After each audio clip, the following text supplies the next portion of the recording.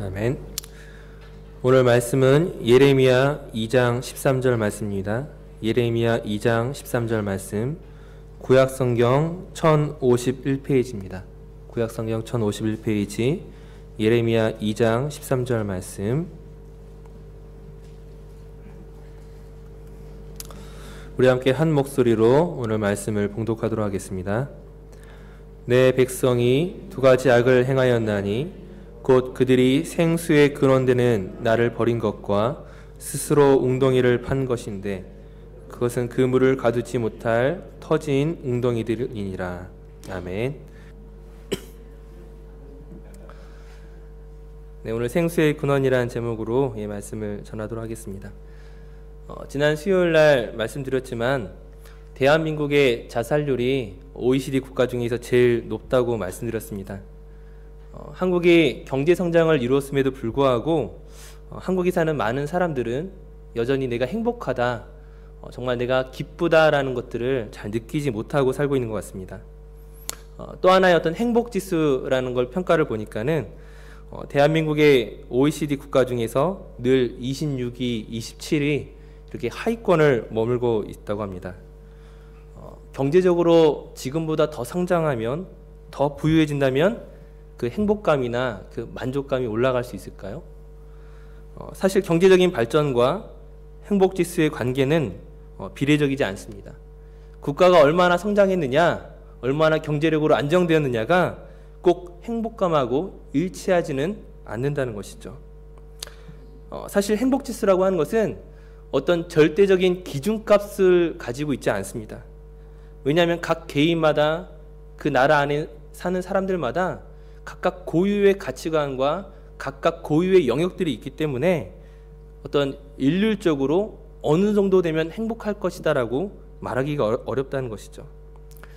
누군가에게 있어서는 경제적인 것이 그 행복의 기준이 될 수 있겠지만 또 다른 누군가에게 있어서는 사람들로 받는 존경이나 그런 칭찬이 기준이 될 수도 있고요. 또 다른 누군가에게 있어서는 자녀의 문제가 그 사람의 행복감을 결정하는 중요한 기준이 될 수 있을 것입니다. 각자가 필요로 하는 어떤 기준들이 있는데 그것이 모자랄 때는 그만큼 내가 만족스럽지 못할 것이고 그 내 기준에 어느 정도 부합이 되어지고 채워지면 나는 행복하다, 만족감을 표현할 수 있을 것입니다. 그러나 정작 진짜 문제는 무엇이냐면 그 기준이 시도 때도 없이 바뀐다는 거죠. 전에는 이만한 기준을 가지고 있었는데 다음 날이 되면 그 기준이 어느덧 전혀 달라질 수 있다는 것입니다. 어떤 한 사람이 내가 이제 내 집만 마련하면 난 행복할 수 있을 거야. 그래서 실제로 그 집을 마련했어요. 그러면 그 행복감이 과연 얼마나 갈까요? 한 달을 갈까요? 두 달 갈까요? 이제는 더 큰 집을 마련하기 전까지는 또다시 불만족스럽고 또다시 난 행복하지 않다고 느낄지도 모를 것입니다. 또 다른 어떤 사람에게 있어서는 나는 힘들게 자녀를 가졌는데 이 자녀가 건강하기만 자라면 난 행복할 것 같아. 근데 그 자녀가 건강하게 자라면 또 어떤 마음이 듭니까? 이 자녀가 좀 공부를 잘했으면 좋겠는데 공부를 잘하니까 또 만족감이 있어요. 근데 거기서 끝나지가 않죠. 이제 공부를 잘하니까 좀 좋은 곳에 취직도 하고 좋은 곳에 결혼도 하고 정말 이름 좀 날렸으면 좋겠고 늘 우리는 행복감이 채워질 듯 하다가 또다시 안 채워지고 만족하는 듯 싶다가 또다시 만족할 수 없는 게 바로 우리 사람인 것 같습니다.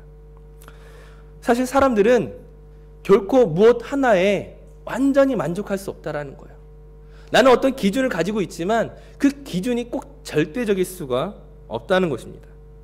내가 가진 것이 아무것도 없음에도 불구하고 만약 그것에 만족하고 있다면 오히려 그 사람이 이상한 것이죠. 사람은 어떤 존재입니까?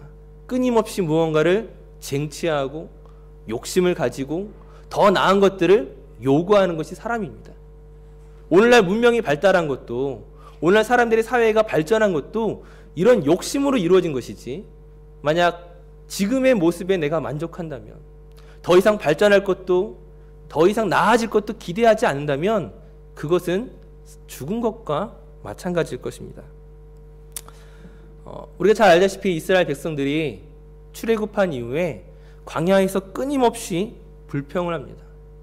뭐라고 불평을 하죠? 이제는 만나가 지겹다고 불평을 합니다. 나는 고기가 먹고 싶은데 고기는 도대체 언제 주는 거야? 아침마다 일어나면 그 만나를 줍고 일주일 내내 만나를 먹으니까 그게 너무 지겹다라고 말하는 거예요. 우린 때로는 그런 이스라엘의 불평하는 모습을 보면서 이해가 안 될 때가 있죠. 아니, 그 하늘에서 내려오는 그 신비한 양식을 먹으면서 왜 불평을 해? 만약 오늘 우리가 딱 하루만 만나가 내릴 수 있다면 그것은 아마 엄청난 가격에 거래가 될 것입니다. 하지만 우리가 무엇을 모르고 있는 거죠? 만약 우리가 이스라엘 백성과 같이 그 광야의 현장에 있었다면 우리도 똑같이 불평했을 거라는 거예요.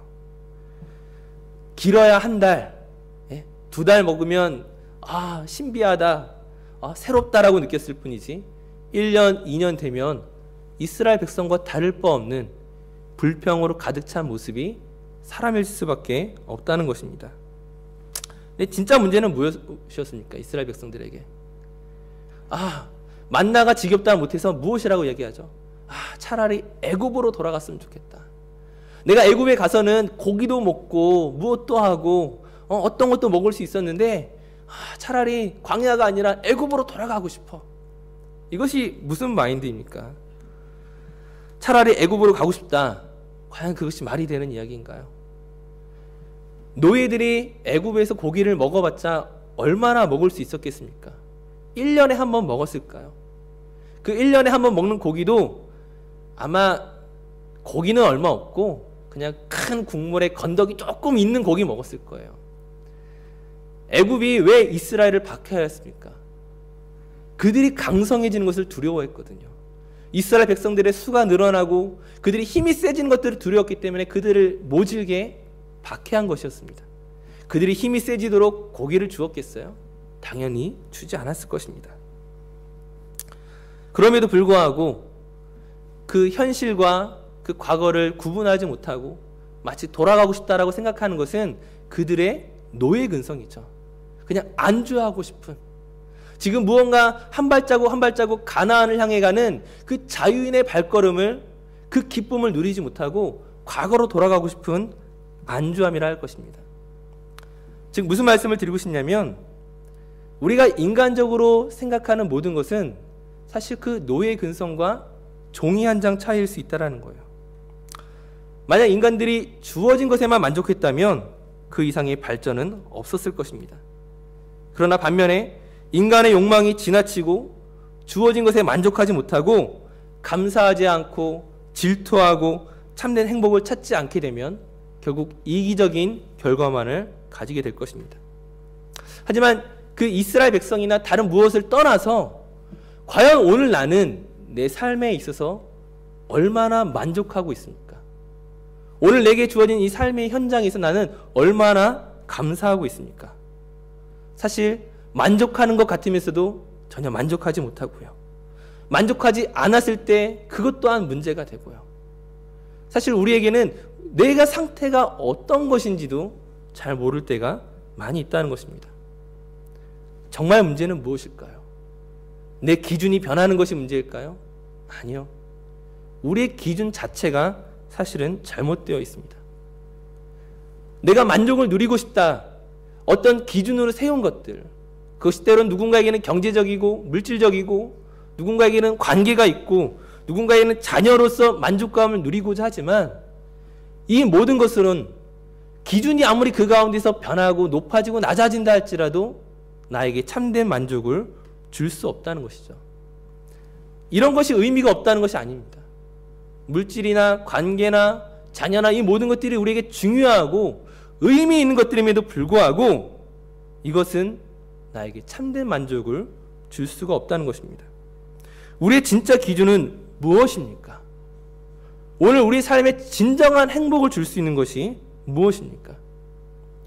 우리가 잘 알고 있는 오늘 말씀은 생수의 근원 되신 하나님을 고백합니다. 우리를 진정으로 목마르지 않게 하는 그 생수와 같은 것은 다른 기준에 있지 아니하고 오직 하나님만이 그 기준임을 이야기하고 있습니다. 우리가 생수에 대해 이야기하면 잘 알고 있는 말씀이 있죠. 요한복음 4장에 그 수가성에서 사마리아 여인과 예수님이 만나게 됩니다. 요한복음 4장 13절 14절 말씀 한번 보도록 하겠습니다. 요한복음 4장 13절 14절 말씀에 이렇게 예수님이 대답하십니다. 예수께서 대답하여 이르시되 이 물을 마시는 자마다 다시 목마르려니와 내가 주는 물을 마시는 자는 영원히 목마르지 아니하리니 내가 주는 물을 그 속에서 영생하도록 솟아나는 샘물이 되리라. 예수님이 주시는 물이 무엇입니까? 예수님이 어떤 물을 떠다 주시는 게 아니잖아요. 지금 영원히 목마르지 아니하는 물을 주겠다. 이것은 바로 예수님 자신입니다. 다시는 목마르지 아니하는 진정한 의미로서의 샘물, 일시적인 만족감이 아니라 영원히 목마르지 아니하는 샘물, 바로 예수님 자신을 우리에게 주겠다라고 말씀하고 있습니다. 그런데 문제가 무엇이죠? 우리가 예수님을 안 믿습니까? 예수님이 영원한 생수라는 사실을 우리가 모르고 있습니까? 아마 이 자리에 계신 우리 모두 한 사람 한 사람 다 알고 있을 거예요. 예수님만이 정말로 목마르지 아니하는 영원한 생수와 샘물과 같은 분임을, 진정으로 나에게 참된 행복감을 줄 수 있는 분임을 우리는 다 믿고 고백하고 있습니다. 그런데 오늘날 성도들의 모습 가운데서 우리가 발견하는 것은 무엇입니까? 아니, 나 자신에게서 우리가 발견하는 것이 무엇이에요? 세상 사람들과 똑같다라는 거죠. 여전히 목말라하고 갈증이 있고 우울하고 안타까워하고 만족하지 못하고, 왜 우리는 예수 그리스도를 알고 있음에도 불구하고, 그분이 영원한 샘물이라는 사실을 알고 있음에도 불구하고 왜 우린 세상과 다를 바 없이 불만족 가운데 있느냐는 거죠. 왜 내가 행복하지 않은 것처럼 여기고 있습니까? 우리의 우선순위가 잘못된 것입니까? 혹시 이 가운데 나는 예수 그리스도보다 물질이 더 좋다라고 말하는 사람이 있습니까? 난 예수 그리스도보다 내 가족과 내 자녀가 더 중요하다고 말하는 사람이 있어요. 예수 그리스도보다 내가 이루어낸 이 성취와 사람들의 인정이 더 중요하다고 말하는 사람이 있습니까? 그것도 아니거든요. 분명히 우리의 모든 삶의 기준에 있어서 예수 그리스도가 가장 중요한 분임을 우린 고백하고 있는데 왜 우리는 불만족스럽냐는 거죠. 왜 우리는 행복감을 온전히 누리지 못하고 있느냐는 거죠. 갈라디아서 6장 7절 8절 말씀을 제가 읽겠습니다. 갈라디아서 6장 7절 8절 말씀에 이렇게 이야기하고 있습니다. 스스로 속이지 말라. 하나님은 업신여김을 받지 아니하시나니 사람이 무엇으로 심든지 그대로 거두리라. 자기의 육체를 위하여 심는 자는 육체로부터 썩어질 것을 거두고 성령을 위하여 심는 자는 성령으로부터 영생을 거두리라. 우리의 실수는 무엇이냐면 영원히 목마르지 아니하는 그 예수 그리스도를 구한다고 말하면서 사실은 인간적인 샘물을 함께 구하고 있다는 거죠. 함께 섞어버리고 있다는 거예요. 스스로 속이지 말라. 우리 자신은 사실 내가 무엇에 섞고 있는지도 모를 때가 있습니다. 사람이 무엇으로 심든지 그대로 거두리라고 말합니다. 내가 심은 것 그대로 거두는 것이 아니라, 근데 많은 성도들은 다른 것을 요구하고 있다는 거예요. 내가 사과 씨를 심었으면 사과 열매를 내가 구해야 되는데 나는 하나님을 구한다고 말하면서 내가 요구하고 있는 것이 무엇이냐는 거죠. 나는 예수님을 섬긴다고 말하면서 내가 바라는 보상은 과연 무엇이었냐는 거죠. 예수님으로부터 오는 그 생수를 보상으로 기대하고 있습니까? 아니면 예수님을 잘 믿는 만큼 내 가족과 내 직장과 내 안에 다른 어떤 것들을 주님이 책임져 줘야 된다라고 나는 생각하고 있습니까? 8절 말씀에 육체를 위하여 심은 것은 육체로 거두는 것이라고 말합니다. 성령으로 심는 것은 성령으로 영생을 거두는 것이라고 말합니다. 원래 내가 만약 물질이 필요하다면 기도하지 마십시오. 열심히 일하면 되죠. 내가 열심히 일한 대가로 물질을 얻는 것이지 기도로 물질을 얻는 것이 아닙니다. 오늘 내 자녀를 위하여 기도하십니까? 그러나 그 자녀가 잘 되려면 어떻게 해야 돼요? 자녀를 내가 말씀으로 가르치고 훈계하고 양육해야죠. 내가 사람들로부터 존경을 받으려면 어떻게 해야 됩니까? 무릎 꿇고 기도하면 존경을 받는 게 아니죠. 심어야 되는 거예요. 사람들에게 친절을 베풀고 윗사람을 존경하고 아랫사람을 돌보는 가운데 그 열매를 거두는 것이죠. 근데 우리는 어떻게 하고 있습니까? 심은 대로 거두고 있습니까? 우리가 잘 알고 있는 마태복음 6장 33절 말씀에 먼저 그의 나라와 그의 의를 구하라. 그리하면 이 모든 것을 책임지겠다는 주님의 약속을 우리는 분명히 믿습니다. 그러나 주님의 약속을 믿는다는 것이 마치 내가 전혀 심지 않았음에도 불구하고 내가 전혀 씨를 뿌리지 않았음에도 불구하고 주님이 책임져야 된다는 것이 아니죠.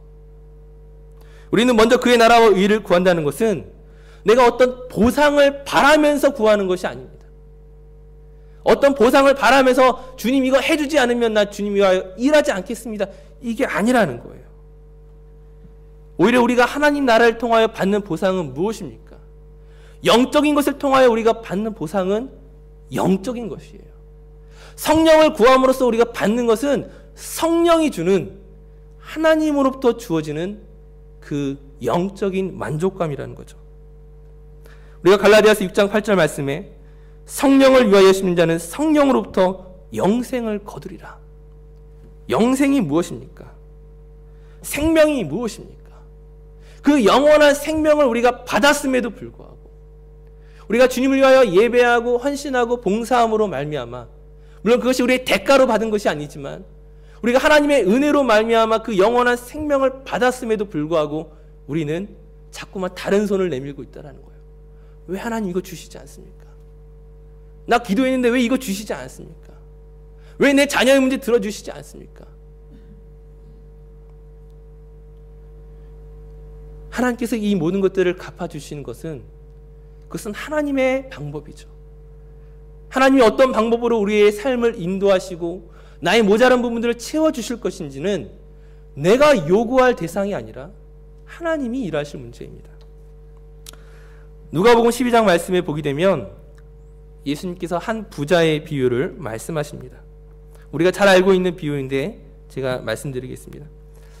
한 부자가 밭에 소출이 풍성한 어떤 곡식을 얻게 된 다음에 그가 마음속에 이렇게 이야기합니다.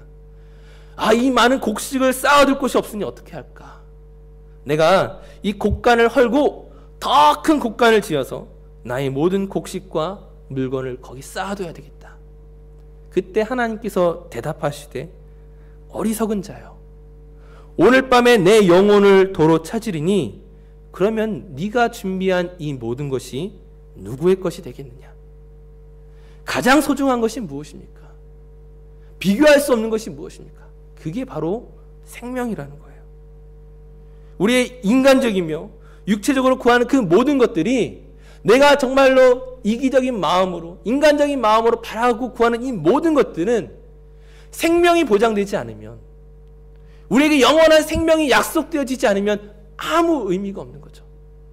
사라져버리는 안개와 같은 것입니다. 생명보다 소중한 것이 없다라는 거예요. 이 누가복음 12장에서 이 한 부자의 비유에 이어서 예수님이 말씀하시는 것이 먼저 그의 나라와 의를 구하라입니다. 그리하면 이 모든 것을 너희에게 더하시리라. 그리고 이어서 말씀하시는 것은 적은 무리여 무서워 말라. 너희 아버지께서 그 나라를 너희에게 주시기를 기뻐하시느니라. 너희가 무서워하지 말아야 할 것은, 너희가 이 모든 내 환경을 둘러싸고 있는 이 악한 상황, 나에게 전혀 이롭지 못한 이 상황에서도 너희가 기뻐할 것은 무엇이냐? 너희들의 생명이 아버지의 손에 있다라는 거예요. 우리가 진정으로 감사할 것은 생명이지 생명 이외의 것이 아니라는 거죠. 오늘 우리는 어떻게 하고 있습니까? 우리는 열심히 예배 드린다고 생각하고 기도한다고 생각하고 봉사한다고 생각하면서도 하나님으로부터 주어지는 그 생명에 대한 감사를 잊어버리고 있지 않습니까? 정말로 우리가 참된 만족과 행복을 누릴 수 있는 것은 내 생명이 주님께 붙잡혀 있다라는 그 위대한 약속, 그 하나님의 사랑의 약속으로 말미암아 우리가 충분히 만족감을 누리고 정말 세상과는 비교할 수 없는 참된 안정과 기쁨을 누릴 수 있음에도 불구하고 내게 주어진 그 생명의 약속은 기억하지 않고 여전히 오늘 나에게 모자란 그 물질과 가족과 다른 세상의 여러 가지 것들만을 왜 채워주지 않는가에 대해서 안달이 나 있다면 그 무엇으로도 우리는 만족할 수 없습니다. 세상에 그 어떤 것을 우리에게 갖다 준다 할지라도 그것은 잠깐의 만족일 뿐 영원한 기쁨을 줄 수 없습니다. 영원한 기쁨, 영원한 만족감은 오직 성령으로 구하는 성령으로부터 주어지는 영원한 생명일 뿐입니다. 오늘 말씀의 결론을 이렇게 내릴 수 있습니다. 하나님을 예배하십시오. 하나님을 구하십시오. 하나님 아는 것을 기대하십시오. 그리고 성령으로부터 주어지는 그 영원한 생명의 만족감을 누리시기 바랍니다. 내가 원하는 것만을 생각하고 있으면 하나님께서 내게 주시고자 하는 것들을 내가 볼 수가 없고 내게 말씀하시고자 하는 것들을 내가 들을 수가 없습니다. 하나님과 다른 것을 보면서 하나님이 주시고자 하는 것들을 받아들이지 않으면서 우리는 광야의 이스라엘 백성들처럼 불평만 많아질 뿐입니다. 다시 한번 생수의 근원 되시는 그 하나님, 그 하나님을 구하시되 영원한 생명, 그 기쁨을 먼저 확신하시고 붙잡을 수 있는 우리 사랑하는 모든 성도님 되시기를 간절히 바라겠습니다. 기도하겠습니다.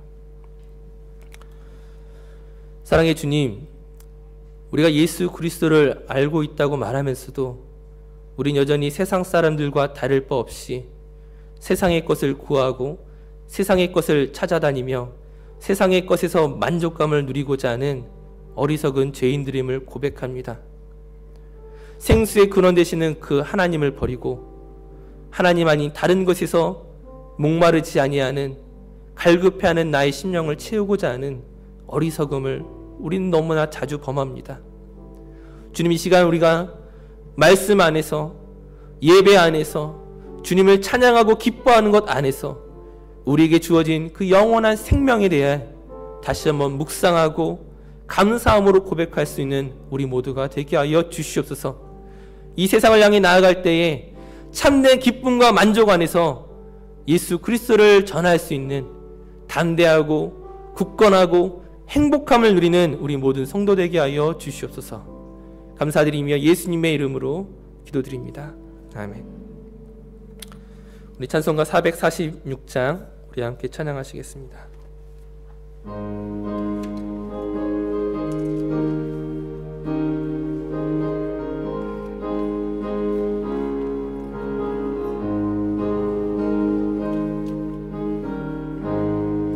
주 음성 외에는 참 기쁨 없도다. 날 사랑하신 주 늘 계시옵소서. 기쁘고 기쁘도다. 기쁘도 항상 기쁘도다. 항상 기쁘 나 주께 왔사오니 복 주옵소서. 복 주옵소서. 나 주께 왔으니 주께 왔으니 복 주시옵소서. 주시옵소서. 주 함께 계시면 긴 시험이 기네. 기쁘고 기쁘도다. 항상 기쁘도다. 나 주께 왔사오니 복 주옵소서. 주 떠나가시면 내 생명 어때네. 기쁘나 슬플 때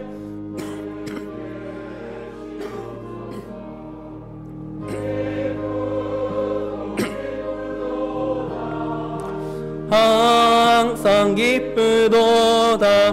나 주께 왔사오니 복 주옵소서. 귀한 언약을 이루어 주시고